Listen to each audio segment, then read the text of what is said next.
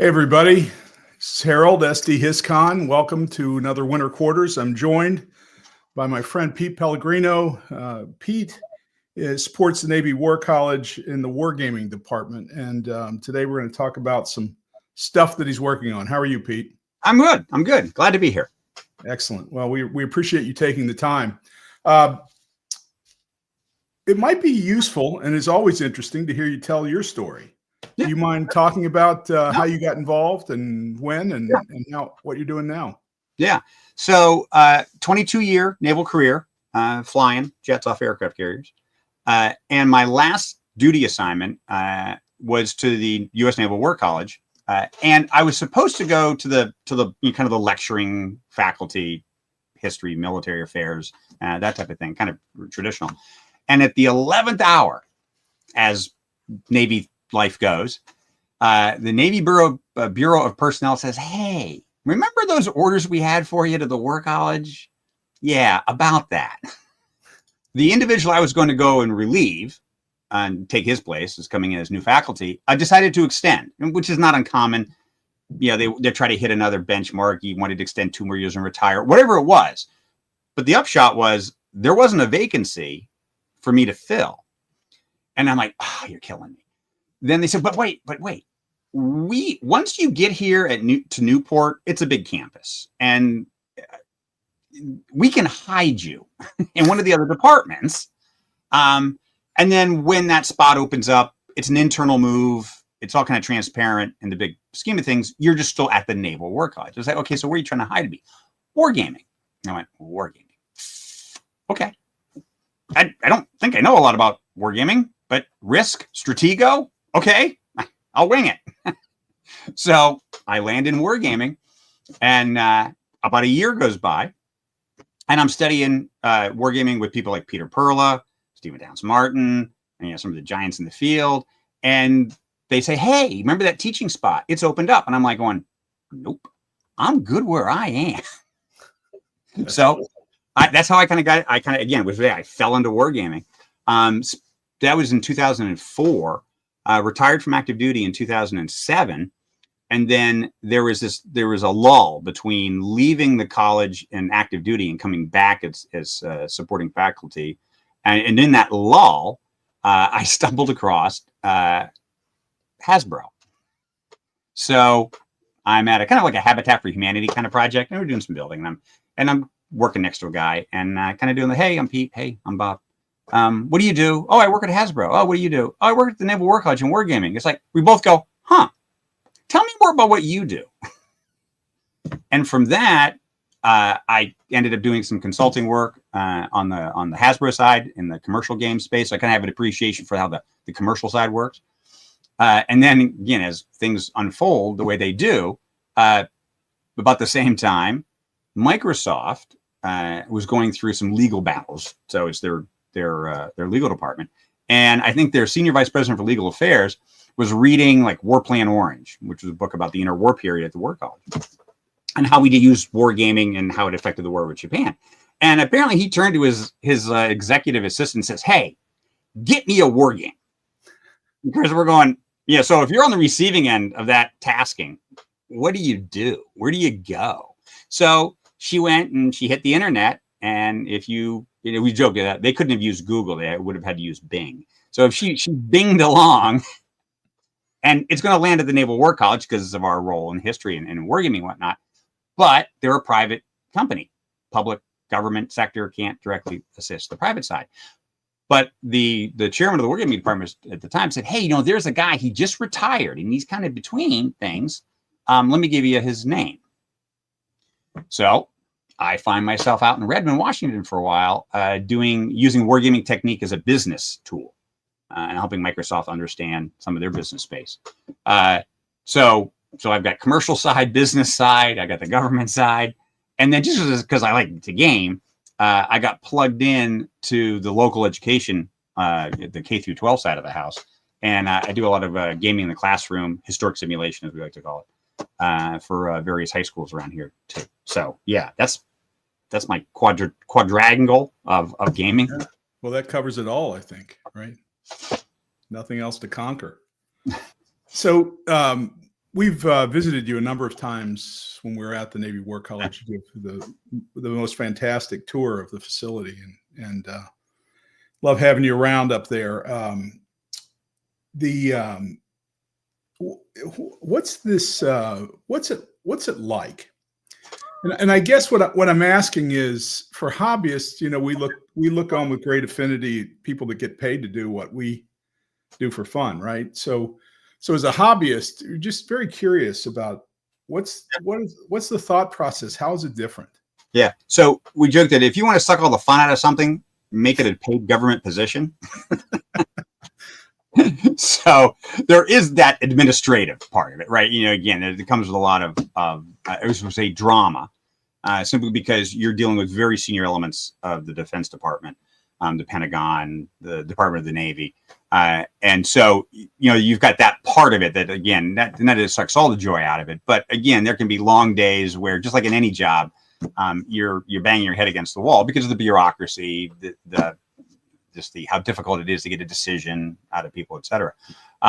So from the War College's perspective and how it looks at wargaming, there's kind of two big divisions, if you will. There's wargaming, which is being done in support of the student, the in-resident students and their professional military education, which is kind of what you'd expect. It's not very dissimilar from the hobby side of the things, where we're using games to explore past conflicts, using gaming to look at potential future conflicts, and giving the students an opportunity to take the principles that they're learning in the classroom, sitting around talking about it. But now show me that you kind of understand the idea of maneuver warfare, massing firepower, the difficulties of the intelligence surveillance of the battle space, gaining contact with your adversary. How do you keep him from finding you? All of that is always easy when it sounds like it's theory on the whiteboard. But now when you've got your little force that you now command, a bunch of little pucks that you've put on the map, and now you've got to actually make those decisions, not quite in real time, but now it's a practical activity. And that's how the War College used wargaming for the vast majority of the history of using gaming since the college was established in 1884. Gaming became a core part of the curriculum, if not the part of that drove the curriculum in 1887. And so that's kind of, we taught through gaming. So it was very much so a theory part of the day, followed by a practical part of the day where you're down there on the floor maneuvering ships. That is still done. It is a lesser part of the mission now at the Naval War College, and in part simply because we went from as did all the military education institutions in the 18 and 1900s. It was very much so focused on the profession of arms. After World War II, you start to see a shift, particularly after Vietnam, in trying to understand all the other geopolitical aspects of war. War is an instrument of state, and how that then fits in the grander scheme of things. So, as we say, you can keep putting stuff into the curriculum, but at some point it's full. and now it's I get it. That's a great idea. You want to do X. You want to do more gaming. You want to do what's coming out to make room for that type of thing. So there's that tension on the student side. On the other side of the campus is the research side. And that's where we're doing gaming for, as we say, Big Navy. And that's where we're doing games directly trying to inform current operations, future threats, adversaries. We game typically at the strategic level. So we've got a game coming up in the spring where we look at the potential of conflict between nuclear armed adversaries. And not that we go nuke, that's not the point. But when that's in the background, that changes how you think about dealing with an adversary. Down to games of more of a theater level approach to gaming. And we seldom really get down to the tactical level where we're thinking about, well, this ship's going to shoot these missiles at that ship. It's more, I've put this task force into this region with the mission of achieving sea control in order to influence events ashore. What were the risks I was willing to take in doing that? What was my attack defense ratio? How did I think about that problem? How did I either mitigate the risk or defer it? What would I have had to done to make my subordinates more successful in that situation? So it's really kind of the why you're doing what you're doing. And we typically try to bucket that sort of gaming into three categories as we work with the fleet and different fleet commanders. It's either you're trying to figure out what to do. You're just kind of come up with a playbook. And a colleague of mine, Phil Purnell, has a great article in SimSec where he likens this arc of gaming to football, where it's this idea that when you start off, because oftentimes we'll have a fleet commander or someone come to us and say, I need a war game. And we're just like, hang on, maybe you do, maybe you don't. But let's not start with the end, okay? Because that's a means to something. Let's understand where you are and understanding the particular problem that you think you need a war game to solve or to address. And so the first thing we kind of ask is kind of like, do you know what to do? Do you have something equivalent to the playbook? Yeah, the coach, yeah, I got plays. Are you happy with all the plays? Do you think all these plays are appropriate for next season? Remember how you had your ass handed to you last season, and some of these plays just didn't work so well, okay?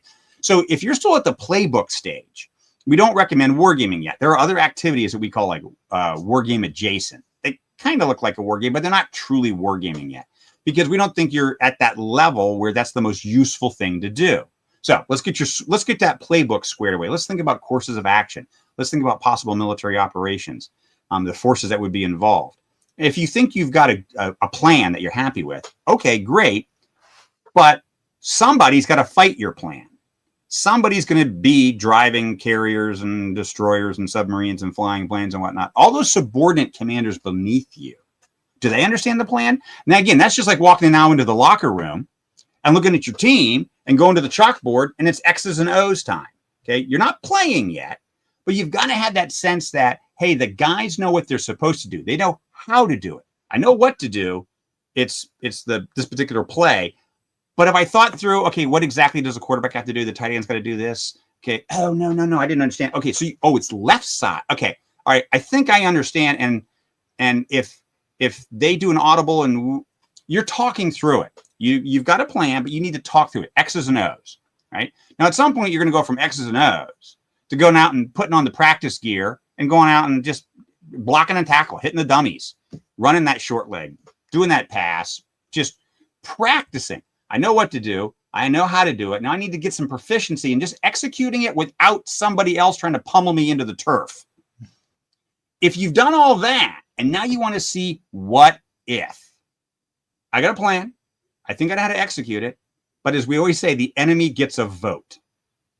And so now bringing your best practice team ready to see an adversary on the other side of the field, how do you do?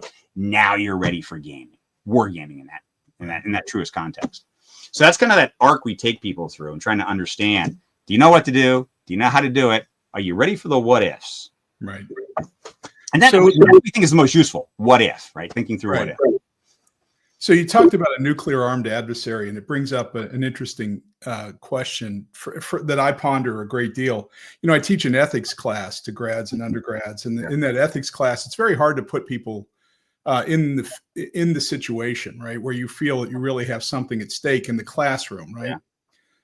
And I can imagine that, and we talk about our cardboard counter games, right? We move things around, and we really don't think about the loss of life and destruction and risks in that regard. We just kind of throw everything at everything. Especially when you're dealing with nukes, but probably overall, how do you get students to appreciate, right? Yeah. And my guess is that some of them already do, but I'm not sure. How do you get It's hard. We had this problem with one of our first games that involved an exchange of nuclear weapons. And the idea was that at some point there had been first use, and it didn't really matter why there was first use. And this immediately challenged a lot of our players because they said, well, our policy is to deter first use. Because I understand that. It's the premise of nuclear deterrence. And yes, we want to deter the use of nuclear weapons. But it's happened. Well, no, we deter it. See, all right, already we have a problem. But once we got them to pass that mental block of it has happened, what if, right? We need to move into that new space of what if. And so there was some limited exchange and demonstration. So the war is going on. And it's not all just, mushroom clouds everywhere, but it's armed conflict. There's going to be a loss of life. And we get to about 3/4 of our way through the week, and inevitably on most of our games started on Monday, run to a Friday. And on Thursday is when the outside visitors show up, right? So these are folks that are coming in to observe. They just want to see the last couple of days and hear the outbrief. And at one point they're walking around and they're getting this sense that, wait, what's the loss of life so far? No one seems to be talking about the appalling casualties that are occurring. And we all kind of went, oh, yeah, you know why? We didn't make it a thing. all games are an abstracted environment, right? We start with either you start with the reality and trim away the parts you don't want to do, and what you're left with, you've got to make fit within the time and resources and space constraints that the game is facing. Or you're starting with that blank sheet and you're building up a constructive process. But in the end, they're all abstractions of some nature. Okay, again, that destroyer got abstracted to that counter. Okay, the real world got abstracted into a hex map. And the fact that nowhere in the gameplay had we made as a thing you're going to care about because I'm going to track it, it's going to go against the score, it's going to be something we talk about, were casualties. Because at the time, we were all wrapped up around the policy of use, deterrence theory, escalation theory, and the very real part of, once they start getting used, horrific casualties result, and not just in the moment, but follow-on problems, etc. We weren't making the players think about it. And this is true across all gaming in terms of if you don't put as part of the artificial world you've constructed for your players to live in, a feature that you're just counting on their inherent nature to be sensitive to, you're making a mistake. Because humans are very good at sitting and looking at a situation and saying, oh, these are the parameters, the definitions, the conditions that define this moment. And here are the 5 things that you've told me that matter.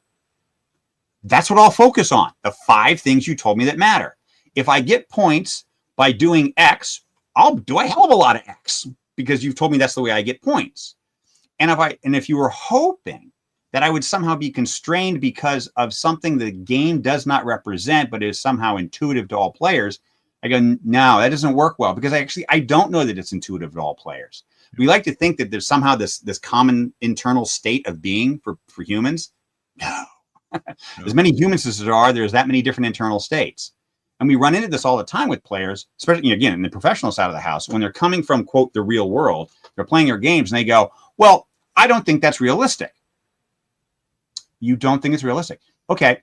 What you're saying is it doesn't fit the experience you've personally had, either from an education perspective, an operational perspective, but it's outside of what you've come to expect to be, quote unquote, real.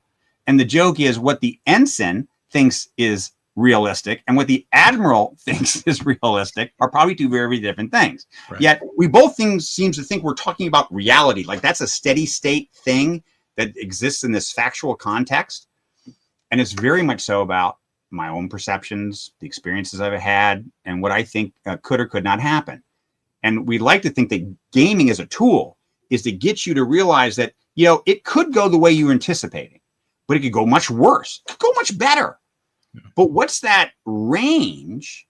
And I'd like to expose you to as many different scenarios as possible so that one day, if you're on the bridge and you're looking out through the binoculars and things are on fire, you can at least go, okay, I've thought about something similar to this before, and not go,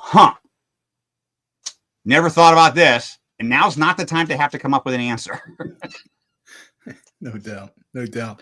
Well, you know, as a business professor, you've adequately described capitalism, right? You do what you're motivated to do by the money, and you know, just a quick sidebar, which will probably come back when we start talking about the Arctic. But you know, global warming is a great example. We have this debate in class all the time that Exxon's an evil company and Exxon should fix global warming. Well, what are they paid to do? They're paid to maximize value to shareholders. And so they're going to move. And if the government isn't willing to price the externality of the carbon pollution or whatever it is, yeah, then we're silly to expect them to fix it. And by the way, what kind of car did you drive to work? Right. Right. Yeah. It's the, yeah. And I did, when I was working with Microsoft, we had this moment where, as we're describing other competitors in the software industry, and for a while there, as the course of the conversation is going on, it's almost as if Microsoft had this attitude that every other software company simply existed to challenge them and piss them off. Right? It's sort of like matter, antimatter, right? Yes. Yes. And if Microsoft went away, they all go, oh, well, then we're done too, because we just existed to give them a hard time. Not that we didn't have our shareholders. We were trying to get a piece of the same market. We were just, again, great, you're out of the market. More room for us to compete in. Yeah. But yeah, getting people to realize that they're not just there to be anti-you. They have their own set of motivations and Yeah. objectives and goals, et cetera. It's just that Right. you're, for whatever reason, Yes. you're butting heads. Yes. And just because we want one of their motivations to be something doesn't mean that that there's any heat in that, right? That Right. it's going to compel them to do something. No. Other ways to fix it. We're working on those. So the Arctic. I'd like to talk about the Arctic. You have some materials. You've talked about a game with a large number of players, potentially, I guess, related to the conflict in the Arctic. So how did you get started on this, and what was the goal? Yeah, so one of the people that I do gaming for at an undergraduate level is Dartmouth College. And we had done a series of games for them. We did a pandemic game for them. Boy, I'm going to say it was like 2018 or so, something like that. And then we did one January of 2020, which was kind of eerie. So we had done one pandemic game. And I guess actually it was a third game, where the first game we did, it was very much so a discussion seminar based game. And while the students, I think, got a lot out of it, as a gamer, you're sitting back and you're watching it kind of unfold, and you're going, I think we can do better in terms of gameplay and make it more engaging, and get them to be making more meaningful decisions and that feedback loop, and get the dopamine and the endorphins going by gameplay. So a year or two went by, we did a second game, liked it better, but I still felt that there was, we could improve gameplay just a tad bit more. And so then we played this game right before the COVID pandemic. And this relates to the Arctic in that in both cases, I didn't go into designing a pandemic game or going into designing an Arctic game with this vast professional knowledge of epidemiology, virology, pandemics, endemics. No. And if you want to learn about something, make a game about something. The process of having to make a game about a topic is a phenomenal educational vehicle, because you're going to have to do the research. You're going to have to understand the conflict or the activity, the event. You're going to have to figure out of all the possible factors that influence that activity, which are the ones you can represent in a game, which you've got to pare those down. How do you make it such that a player can meaningfully engage with that without them having to go through a PhD level education on Arctic studies, et cetera. So same thing with the pandemic. I just got smarter about how pandemics propagate. And so we put the thing together. The game goes off, students have a great time, the world shuts down for COVID. And then in that fall, we do a Zoom session, as everybody's doing Zoom and online education. And they brought us back in to talk to the students about the pandemic. And the students are like, how did you know? He's like, well, we didn't, but pandemics are pretty well understood. I mean, the biology, the propagation, the N factor, all those things are the propagation on infectious diseases, how many people infect how many other people. That's been around for the 1800s. Okay, it's how much we pay attention to it and are prepared to deal with it. And the one thing in our game that we did not account for was vaccine hesitancy. And we reflect back, because, as a matter of fact, a variety of people have commented on this, and understanding that at one point, if you look at all the old movies, Contagion and Outbreak, and any of these movies where there's a disease, and how does the movie end? When they find a vaccine, when they find a cure, and that's kind of like when the movie loses steam and it's like, oh, great, we found the cure and everyone's going to take the vaccine and it's over. I mean, we completely miss that might not be a valid assumption in our gaming. So fast forward, the last game we played with Dartmouth, and we'll be doing it again here pretty soon. We've introduced a social media component and a messaging component, and we cannot just assume that if you say there's a vaccine down at the YMCA, everyone go line up and get it, the people are going to show up for a variety of reasons, good, bad, and other. But we've added that now as a layer to the game. So similarly, back to the Arctic, we were after a pandemic game, just talking to some of the faculty, and I kind of said, yeah, we've got a couple of other areas of interest in our one graduate level studies program, and the Arctic is one of them. And I went, yeah, I can see that. All right. This is, we don't have a schedule right now or an intent for a game, but just whatever. I went, okay. So I kind of took that as implicit tasking. And I started thinking about making an Arctic game. And I started the Arctic game like I do every other game. And it's like, okay, open research. If I have to start going and standing in front of a whiteboard with a pad of stickies, and if you say Arctic, and what do you think of? Well, you think of ice for one thing. It's like right off the bat, you go, well, there's ice. And that's why we're having this conversation. Ice patterns are changing. So ice on the board. And not just a static ice, like, okay, we can just paint it on the board and there's the ice. It's like, no, the whole point of this is that the ice is dynamic, much more so than it's always been dynamic. Yeah. But now the range of the ice advance, ice coverage, et cetera, is changing significantly. So ice, all right. But why do we care to be up there? Because it's ice, it's cold, it's not a pleasant place. Why is it we care? Okay. Natural gas, oil. So there's an energy component to it. Okay. Fish. There's potential to open up new fishing grounds. Commercial fishing. That's a thing. What else? Fish. Oh, shipping.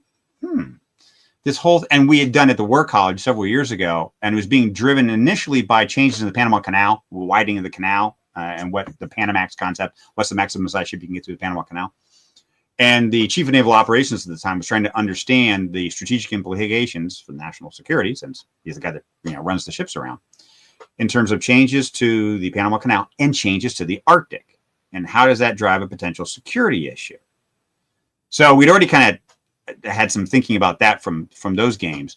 So, and again, security for who, for what? Are you worried about enemy warships? Or are you just worried about people running ships around through, whose water? Who owns the Arctic? And the whole territorial seas thing and the UN Convention, UNCLOS, the UN Convention on the Law of the Sea. Territorial waters, exclusive economic zones. Yeah, but wait, isn't that a strait? But no, it's not. Yes, it is. It's my water. No, it's not. All of those territorial disputes, they get nasty, especially with countries like Canada, where if you think about how the top of Canada kind of breaks up into the whole archipelago of all those small islands and stuff, what are the rules exactly? And can you sail between Canadian islands and not be in Canadian water? Is that still considered in that? All right, so I got to think about the territorial disputes and the security implications that go with it, global shipping patterns and how they may be changing, fishing, the Arctic, and you know what? There's been people who have already been living there for a really long time, right? So you've got all your native populations, the Inuits, and the various groups that live either on the Russian high north, the Canadian high north, or Alaska, and I don't want to say kind of like they were there first, but they've been there a long time too. So I've got indigenous peoples issues and their economic livelihood, plus the commercial side, big commercial side, energy pieces, and what could go possibly wrong if all those forces come together in contested water. So that's kind of how I started, just throwing up sticky notes and ideas like that, and then you do a lot of Googling. Okay, why is the Arctic a problem today? Hey, ChatGPT. Give me 500 words on why the Arctic is a thing now and it hasn't been in the past. So I did all of that research and then started to think about, okay, it's too much. I can't have everything and every possible facet of the North all being represented all in this one massive game, where I've got to think about now back to the fact that we're talking about making a game. And I'm thinking this isn't one of the war colleges. Yeah, we're going to game for 1 or 2 weeks. No, this is a game they're going to have to be able to do in a couple hours, maybe a day, if players can afford to give up an entire day to play this game. Especially, and you get into, again, from the education space, it's sort of like, well, a class period's only so long. I've got so many students. I got to keep them all engaged for the duration of the class. Can I afford, within my curriculum, to give up an entire day for this activity? Can I get them to come up on a weekend? You can, but you got to bribe them with food, by the way. It's what I've learned. You've got to offer a lot of food. Yeah, right, works for me too. Yeah. Yeah, to get them to show up on a weekend to play a game. So I've got that part of it now. I've got to think about some of the practical problems of creating this decision space for players. A colleague once described it as a game designer, you're curating an experience, right? And in the prime center of that experience are the decisions people get to make and the environment you've created to make those decisions in. Sometimes the decision is, do I use the sword to kill the orc or not? Sometimes the decision is, do I expand my railroad? Do I go after that route in Ticket to Ride between, Moscow and St. Petersburg? I've got to make decisions. These decisions are being constrained by the rules of the game. I've got an end to meet, the victory condition of the game. Play this game in order to, you will win if. I've got some sort of persona I'm taking on when I play a game. And this is always a weird thing because some games you don't have a sense of persona. When you're playing chess, who is the player are you exactly? You're just kind of this omnipotent being, all right? You're overseeing this little medieval army with a king and a queen and some other folks running around. Whereas other games, you have a very clean sense. No, I'm the commander of Third Corps. I'm in the Western of Europe. It's 1942. You have a much more sense of place and time and who you represent. So same thing with this Arctic game. I've got to get a sense that I need to have a lot of students play because I'm aiming at an undergraduate group.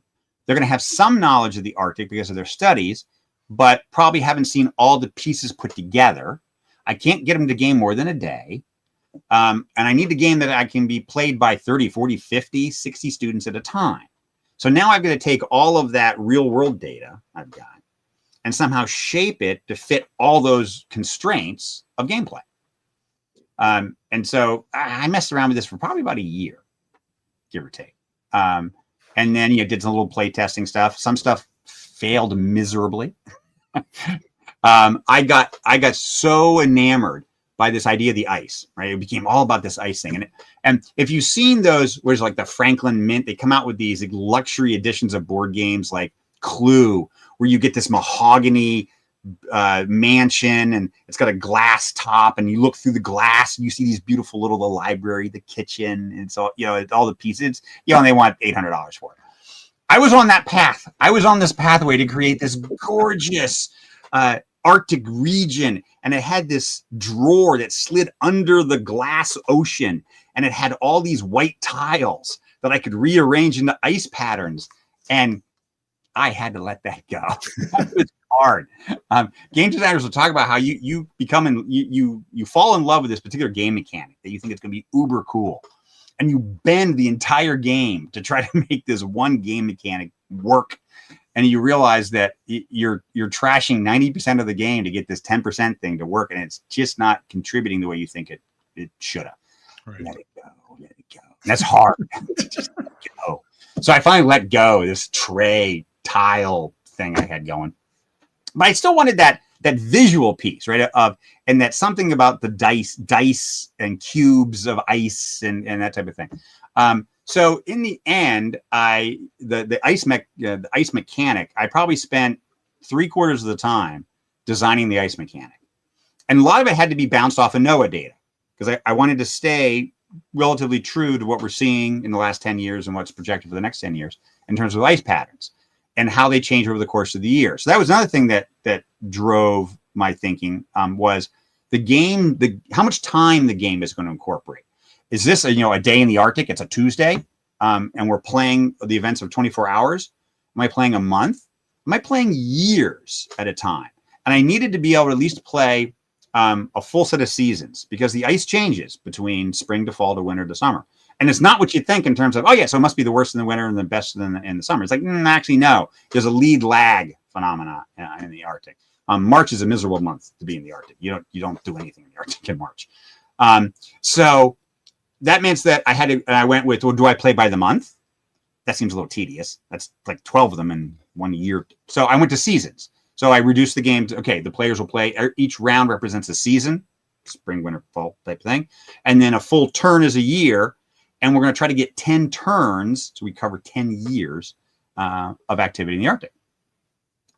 So once I kind of settled all that down, I was happy with the way the dice seemed to be working. And again, it's rolling dice. So I needed to think about how many ice dice do you roll, and what are the odds to match the distribution patterns that I was seeing out of NOAA data for the ice portion. So there's a lot of spreadsheets I went through, trying to do the math and getting the ice to kind of work out the way I wanted to, because ice ultimately represents risk. And this was great when when I was doing that work earlier with the chief of naval operations, and we had some Arctic experts come in, and they say, we throw around words like ice free. Ice-free does not mean what you think it means. Ice-free simply means I'm going to say it's less than 15% ice coverage. It says, okay, so that's still ice. It's not gone. And it doesn't take much ice to ruin your day. Case in point, Titanic, okay?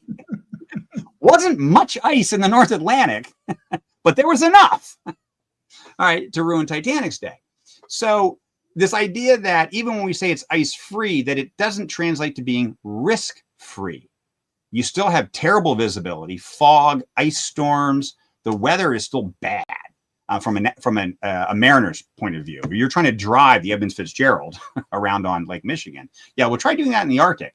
And it almost doesn't matter what time of year, you're taking some risk. And so so the next thing I started thinking about was the shipping part of the game. It's like, okay, having designed an ice mechanic, now I need to think about the shipping. Back to doing research. All right, I'm on Maersk's website.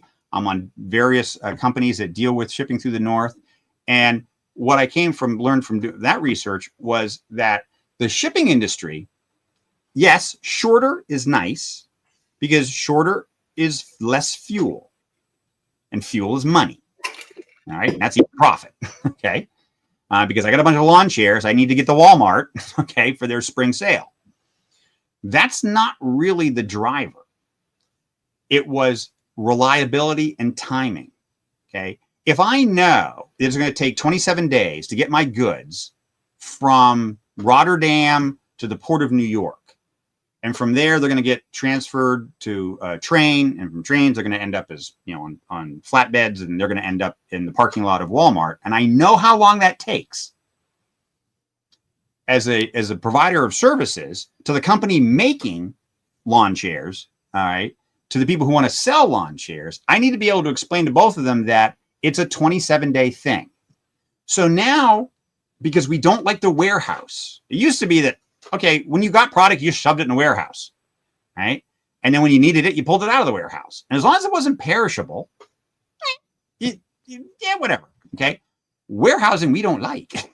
Warehousing is expensive, right? It's another expense.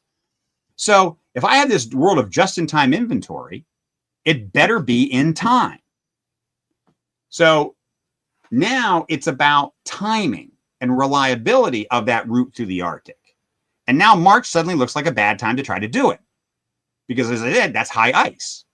So now I sat down and I started looking at what are the routes. There's 3 through the Arctic primarily. Northwest Passage through on the Canadian side of things, the Northern Sea route to the Russian side of things, and then down the middle, all right, which still isn't really a practical thing yet. Just, again, ice. It's not gone. All right. So that was the next part of the game I designed, was trying to understand that it's not just this race. So I'm going to have this shipping component, and the shipping component is going to have to be sensitive to time. It's about on-time delivery. So what ends up happening with this game is I've got this central ice mechanic, but now there are 3 other games being played on top of this ice mechanic. There's a group of players playing the shipping game, which could be a game all unto itself. On another corner of the room on the board are a group of players playing the fishing game. All right, so how do I represent fish? All right, and again, time to do some research and understand how fish stocks move around, the concept of how we do fisheries control and management, overfishing, fisheries collapse. These are all things. So in the end, fishing ended up being represented by these cards that you never really know when you go and you decide to fish the Barents Sea and you draw the fish card. Maybe you just got nothing but water because there's just no fish here. Because I'm constantly shuffling and redealing the fish cards because the fish move around and it moves around within certain rules. And there's also an overfishing problem. Okay, again, no one person thinks they're overfishing. Right. The one of you probably isn't. It's all of you that are overfishing. And so there is a fishing mechanism in terms of how the card numbers change. That if you don't leave enough fish to reproduce, I mean, this is basic fisheries management, then you don't get more fish next year. And eventually you will fish them below critical stock levels. And then you'll get population collapses. And sometimes we don't know why the population collapses. So that randomness is in there, right? In terms of not too long ago, we had a collapse of the Alaskan king crab population. Why? Just got scratching our heads on that. Okay. So the game, I wanted some of that randomness that sometimes you just don't know why stuff happens, but you have to react to it. So that became a card-driven portion of the game for the fishing players. Now I still have to deal with those oil people. Right? All right. And so again, oil exploration became not dissimilar to the fishing part, only it doesn't move around. I mean, the fish can move, the oil doesn't. So again, but they're cards that have certain frequencies and distributions. So what I end up doing was I'm not making one game. I'm making 4 games. I'm making a fishing game, a shipping game, an oil game, and then I need to just worry about the environment in general and the policy part of the game, a governmental game to some extent. And one of the things that governments worry about is national security. So all of those had to come together in one massive game. And I did an okay job. I can only say okay. I took the game down to Georgetown, and a colleague down there, Sebastian Bay, and we set up with the Georgetown University Wargaming Society. And I had the kids play, and I got fabulous feedback from them in playing the game. And it was just interesting how things that I thought were screamingly obvious and how the game should work, they were scratching their heads going, this part's wicked confusing. I go, really? Is it really? This is, well, of course, I've been with the material for a year. Yeah. I think it's pretty obvious. You have your own rule book in your head. Yeah, it's in my head, right? So, I didn't write it down, I should have known, kind of thing, right? And how much of the rules turns out were implicit. And I was, me playing the game is never a good test of the game because I got the implicit information in my head where now I had to write it down on a piece of paper and hand it to somebody and say, this is the way you play. So the game in the end ends up being this kind of this game where, and this is what I wanted to go for. I wanted to create that tension between people who have a commercial interest in the high north, 3 flavors of that, and they do get in each other's way, in terms of, you have another Exxon Valdez oil spill in the high north, and it's going to destroy the fishing side of the house. And it's not going to be a quick cleanup. It's one of the areas that we all kind of go, yeah, cleaning up raw crude oil in temperatures at that extreme low. It's not like you just go and throw a boom around it and suck it up. It doesn't work that way. The physics change, the oil characteristics change at those temperatures, and then ice is in the way. Damn, that ice, it didn't go away. The ice is in the way, kind of thing. So they do have this nasty habit of bumping into each other from the commercial side. You then, on the other side of the room, so to speak, I've got the people who are representing the environmental case. And I kind of rolled a lot of the environmental groups into a single group. And that's also where my indigenous pressures come from. Although I realize in gameplay that I've underrepresented, I think, the indigenous part of it. I need that needs to be a stronger role in the game, but only so much so, because as much as we like to think, back to when we were chatting before we started, this idea that on the commercial side, there are dollars and people understand exactly what is at stake.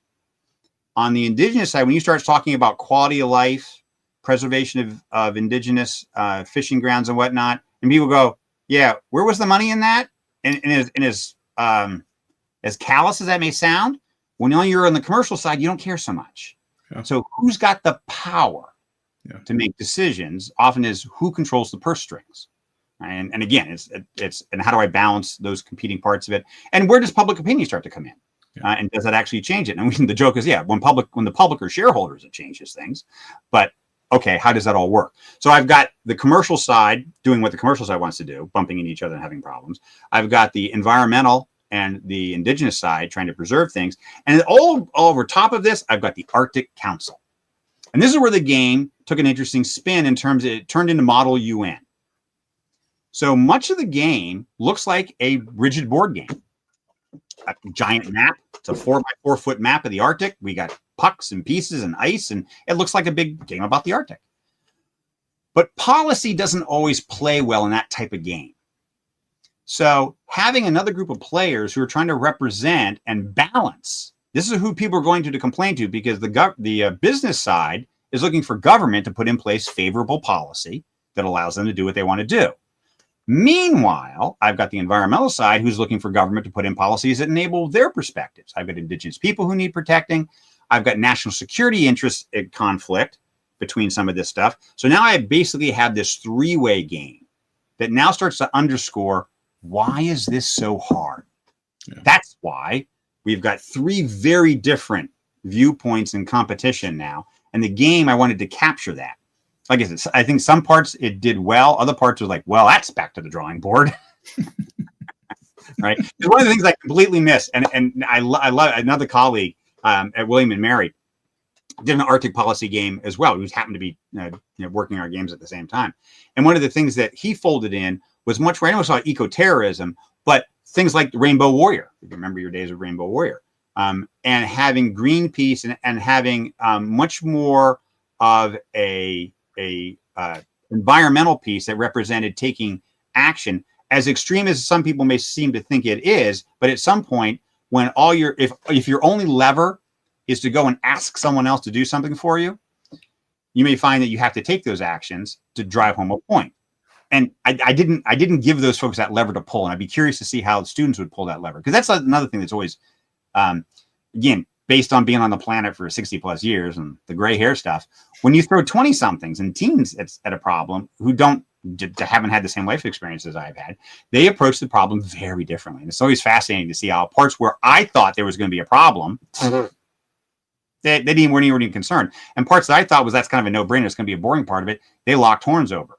Yeah. The game did go to, and I saw it in one of the chat things that go by, COD Wars. Okay, the old COD Wars of the 70s. Wow, it showed up in the game, and I hadn't scripted it. But at one point, it got testy between the United States and the U.S. players and the Russian players at the governmental level. They were kind of doing this. And I think it was the Russians had agreed to, hey, no, we're going to do some maritime preserves. We're not going to fish this particular sea. And the U.S. is kind of like, well, I don't know that we agreed to that. And so they got to the point where the U.S. was escorting commercial fishing fleets into these contested waters, and they bumped into Russian Federal Navy. Yeah. And we had some very tense little standoffs. And I started saying, ooh, this is going to be fun. Because there were no rules for this explicitly in the game. And this is where it became a Matrix game to some extent. And I started saying, so, U.S. Navy player, what do you do? And they're looking at me going, well, what? You're escorting these fishing vessels. The Russians are going to start to try to drag the anchors and cut across fishing lines. What are you going to do to stop them? And they started trying to do the shouldering thing. And then at one point, they're thinking about shooting each other. I'm going, oh, okay. So let me just so we all understand. You're about to train your 5-inch gun on a warship of another sovereign nation and shoot it up right now. And all the other players, like the fishing players, were all like, everyone's like, oh, I don't know what's going to happen. I love the tension in the room as they're all like, you see who was going to back down. And finally, they're like, you're right. No, we won't shoot, but we need to have a meeting right now. Those kids stomped off into a corner and they fought it out and they came to an agreement. And I love when that happens in a game. Yeah, that's the best. How do you communicate roles to the players? Not even especially students professionally, but if you're going to, so much texture in this game and so many different players, how do you communicate responsibilities and capabilities? Yeah. So there's nothing worse than, and we did this once with one of the games early on gaming with students, where I assumed that, this game worked at a military National Defense University. It worked there, so doesn't it transport over? We'll give the kids some reading, and some reading was like dozens of pages of dry U.S. Title 10 and the rules, and thinking that undergrads were going to like, oh yeah, one more thing to read. Like, that was dumb. So what I reduced it to, and this came from my experience of Matrix gaming, if you can't explain a player's role and what they're trying to do on a single sheet of 8.5 by 11 folded in half, you've got too much. You got too much type of things. That's what I did. For every role in the game, they have their single sheet of paper that says you represent the equities of Trident Fishing, which is and I give them a little thing it's a real company. It's one of the larger U.S. fishing companies. You have a fleet of so many boats type of thing. Your objectives are get the Barents, get the U.S. government, get the right, and like 4 or 5 things that are clear, simple, measurable, actionable kind of objectives that they can see how they would do that in the game. And I purposely give them a little more than they can probably do, because that forces them to prioritize. I don't think I can do all of these, And I'm curious to see which ones do you think are more important than others, type of thing. So who you are, here's a handful of things you're trying to accomplish in the game. And here are the key levers that you have to pull. Here's what you can do.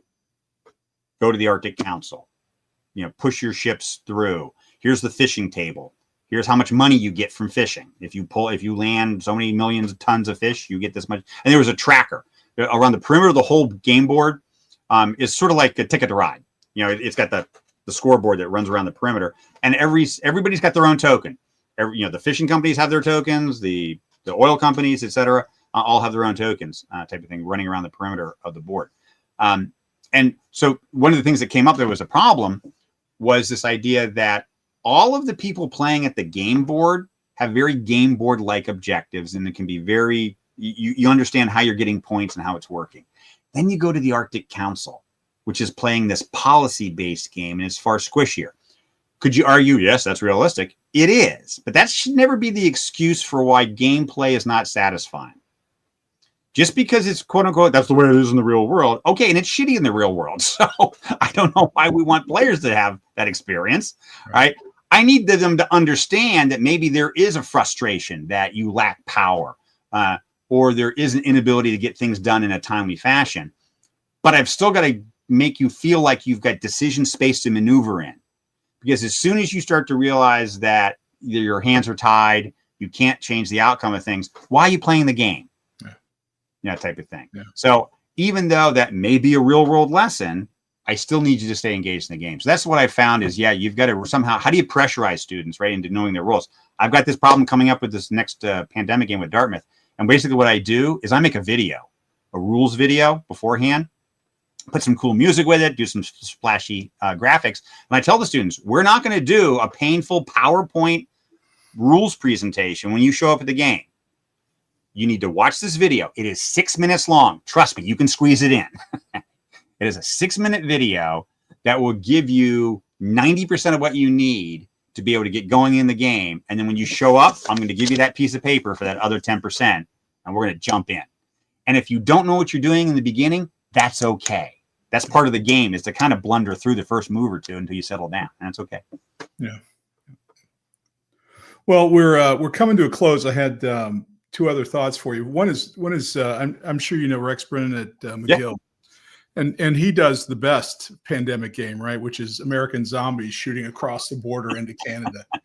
So I'm sure you know about that, but if you don't, you need to put that in action, because that's certainly, given current political topics, even better. But the other thing is, behind you, I admire a number of things that I'm sure are important to you and relics of your career in the world. Can you pick out one or two and tell us about it? Well, that you can see? Yeah. I mean, so I joke, I think my camera needs to be on a swivel. I do have a bunch of crap. You're surrounded by these relics? Yeah. This is what so we joke in the, especially, ex-military, you're going to have what they call the I love me wall, which is that if you can get a wall from your wife, right, you're allowed to put up all your plaques and pictures and crap. I don't have an I love me wall. I have what we call the museum of me. So I'm sitting in my museum of me, which is my office, buried under this. But one of the things that you can see straight back there is that's a sitting above the couch is a model of the battleship Missouri. And that actually was a gift from Hasbro. I got the movie. What was the movie? Battleship. Okay, Battleship. Okay, so the movie Battleship was part of a franchise of movies that Hasbro had gotten with, I want to say Universal, to make movies that were somehow tied, even in the most tangential way, to some of their more recognizable trademark games. And Battleship was one of them. And so at one point early on, I have a big play on the floor Battleship game that's designed for kids. They form teams. The battleships are 19 inches long. We play in auditoriums and gyms, and we're at massive battles at sea. And so that gameplay, it had some Hasbro folks at it and that connected. And they realized at one point that a lot of the people that were going to do the toy and game tie-in to the Battleship movie were all 20-somethings with no military experience. So how do you get them that sense of what it's like to drive around on a battleship and be on a destroyer and whatnot? Well, here in Rhode Island, just across in Massachusetts, at Battleship Cove, and I know that SDCon has gone there, you have everything but an aircraft carrier, right? So you've got the battleship, you've got a destroyer, you got patrol boats, you got a submarine. So you got 4 out of the 5 pieces from a battleship game. So I took groups of Hasbro up there. I gave them tours, gave them Navy history and whatnot, and we played my battleship game on the battleship Massachusetts. That's tied up there. So once all the shooting was done and we're in post-production and everything's cleaned up, they had bought a bunch of these models for close-ups and for their own reference as they were putting the film together. And one day the guy shows up at my front door with a great big box going, "Hey, do you want this?" It's awesome. I will take that. Yes, absolutely. So she sits there back there on my little couch behind me. So very nice, very nice. Pete, thanks for taking the time. Always a joy. What fun. So let's. I'd like to make a note to do it again. Maybe worst case in a year, but best case before. And appreciate you spending this part of your Saturday with us. But thanks again, and good luck with the game. I'm going to get questions. How do we get a copy of this game from Pete? What's the you want to give me a formal answer? Yeah, well, right now is because it's still prototype, so it's not really ready for distribution yet. So yeah, we're still prototyping. All right. So shut up. All right. Hey, good talking to you, Pete. Okay, you too. Thanks. Bye-bye.